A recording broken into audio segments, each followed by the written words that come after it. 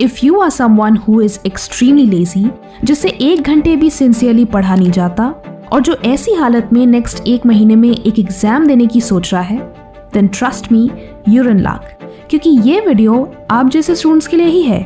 If you don't believe me, then video को तभी like करना जब आपको ये हेल्पफुल लगे। ये वीडियो एक 21 डे चैलेंज है उन स्टूडेंट्स के लिए जो सिर्फ 1 महीने के अंदर किसी भी एग्जाम को क्रैक करना चाहते हैं। इनफैक्ट सिर्फ क्रैक ही नहीं बल्कि टॉप मार्क्स भी लाना चाहते हैं। इस वीडियो को मैंने 2 पार्ट्स में डिवाइड किया है। पहले पार्ट में हम एक प्लान बनाएंगे कि कैसे नेक्स्ट 21 डेज के लिए आपको डिसिप्लिन तरीके से अपनी प्रिपरेशन कंडक्ट करनी है, कैसे टाइम मैनेज करना है और कैसे स्मार्टली सारा पोर्शन कवर करना है। एंड दूसरे पार्ट में हम ये जानेंगे कि कैसे आपको चीज़ें याद करनी है जिससे 1 महीने में याद की हुई सारी चीज़ें आपको एग्जाम की डेट तक याद रहे। So let's begin. Number 1. Wake up early. Just kidding. Wake up anytime before 12 PM. Seriously, there is no hard and fast rule कि आपको सुबह 5 बजे ही उठना है। But हाँ, it will be nice अगर आप रोज एक फिक्स टाइम पर पढ़ने बैठे।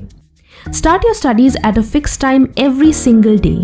ये आपकी बुरी आदतें जैसे procrastination, laziness and distractions को बीट करने का सबसे बेस्ट तरीका है। Just force yourself to do this much because सिर्फ इस एक ट्रिक से आप दिन की शुरुआत से ही प्रोडक्टिव एंड मोटिवेटेड फील करोगे। नेक्स्ट चीज ये है कि आपको पूरे दिन में कम से कम 2 सब्जेक्ट्स पढ़ने हैं। जी हाँ, आपको पूरे दिन सिर्फ एक ही सब्जेक्ट को नहीं पढ़ना, आपको मिनिमम 2 सब्जेक्ट्स पढ़ने हैं। 1 theory and 1 numerical subject. Theory subject सुबह के लिए होगा और न्यूमेरिकल्स शाम के लिए। थ्योरी को सुबह इसलिए रखा गया है क्योंकि जब आप सोकर उठते हो तो आपका दिमाग नेक्स्ट 3 से 4 घंटे तक पीक स्टेट में होता है। इस टाइम पर आपकी अलर्टनेस, कंसंट्रेशन सब हाई होती है। So this is the best time to do theory subjects. दिन के सेकेंड हाफ में एनर्जी फ्लक्चुएट करती है, so at this time it's better to do numericals, revision और practice test papers. So plan your schedule accordingly. अगर आप जानना चाहते हैं कि आपके एनर्जी लेवल्स के हिसाब से पढ़ने के लिए कौन सा टाइम बेस्ट है, देन वॉच दिस वीडियो। आप एक दिन में 3 सब्जेक्ट्स भी पढ़ सकते हैं अगर आपका पोर्शन ज़्यादा है या आपके पास टाइम कम है। Otherwise it's better to start with 2 subjects every day so that आप खुद को ओवरबर्डन ना करो। Now in the next step, divide the day into different study blocks. अगर आपको ज़्यादा पोर्शन कवर करना है एंड आपके पास टाइम कम है, then you can divide the day into 1 3-hour block, 3 2-hour blocks and 1 hour revision block. और अगर आपसे उतनी देर तक पढ़ाई नहीं हो सकती तो keep it simple, that is 1 2-hour block, 3 1-hour blocks and 1 hour revision block. पहला ब्लॉक होगा कोर सब्जेक्ट्स के लिए जिसमें सबसे ज़्यादा फोकस एंड कॉन्सेंट्रेशन की ज़रूरत है, इसलिए हम इसे सुबह उठ के सबसे पहले टैकल करेंगे जैसा कि मैंने प्रीवियस पॉइंट में बताया था।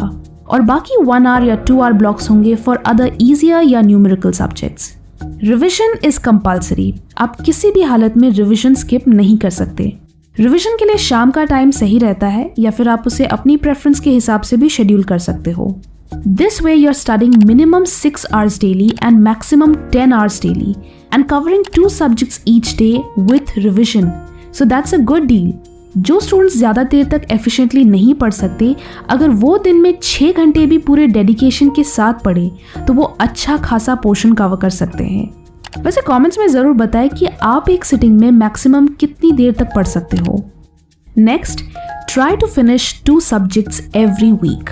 अगर आप हर दिन 2 सब्जेक्ट्स पढ़ रहे हो तो आपको मेक श्योर करना है कि हफ्ते के एंड तक आपके वो 2 सब्जेक्ट्स पूरी तरह से कंप्लीट हो रहे हैं। It's not very difficult, let me tell you how. Distribute the syllabus between each day of the week. आप अपने सिलेबस को हफ्ते के 7 दिनों के बीच डिवाइड कर दो। एवरी डे हर सब्जेक्ट के 2 से 3 चैप्टर्स फिनिश करने की कोशिश करो। अगर कोई चैप्टर ज़्यादा बड़ा है या टफ है तो ऑब्वियसली आपको उसे फिनिश करने में ज़्यादा टाइम लगेगा। सो अकॉर्डिंगली अपने शेड्यूल को एडजस्ट करो।